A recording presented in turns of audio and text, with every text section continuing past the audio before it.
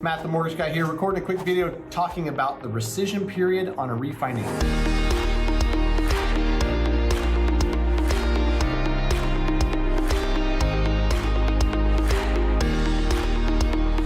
Now, before I get into it, if you like good, honest mortgage advice, please consider subscribing. Smash the like button so this good advice can get out to as many people as possible. One take, no edits. I ain't going back. Rescission periods on a refinance. This is one that's coming up quite a bit because we're doing quite a bit of refinance. People don't understand what the rescission period is, and it's important to know. So here it is. When you sign a refinance, you've got 3 days, and that's your right of rescission. Rescission meaning back out, cancel. So you sign your refinance on a Monday.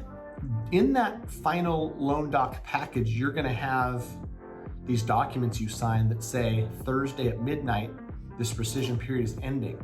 And so everything goes according to plan. The docs look great. Everything Matt, the mortgage guy, promised he delivered on. You get a smoking new rate, saving you tons of money per month. Friday, it funds and records. You're in your new mortgage. Old one gets paid off.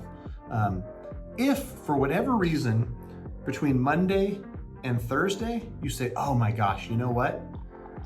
I just got news that I'm getting, moved with my company to Florida. I'm selling my house next month. This refinance, I'm not gonna pay for refinance when I'm moving next month. I agree, Matt the mortgage guy agrees, don't do that. You can cancel.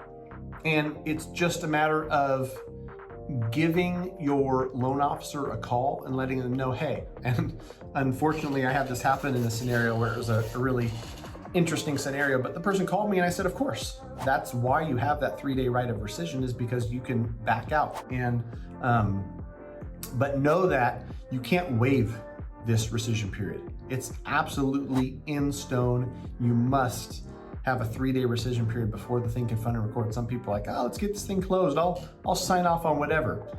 It's part of how things are done. It's part of law. You have to have that 3-day rescission period. So know that it's different than the 3-day wait period between getting your closing disclosure, the CD from the lender. You get that, you gotta wait 3 days before you can sign docs.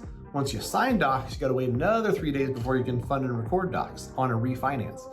Something that some people get confused. They think one 3-day wait is the same as the other and it's different. But anyway, that's mortgage. If you have any questions at all, happy to explain it to you. Matt the mortgage guy, give me a little holler at matt@mattthemortgageguy.com. If I can answer any questions, somebody me or my team will get back to you as soon as we can. Thanks for watching. Bye-bye.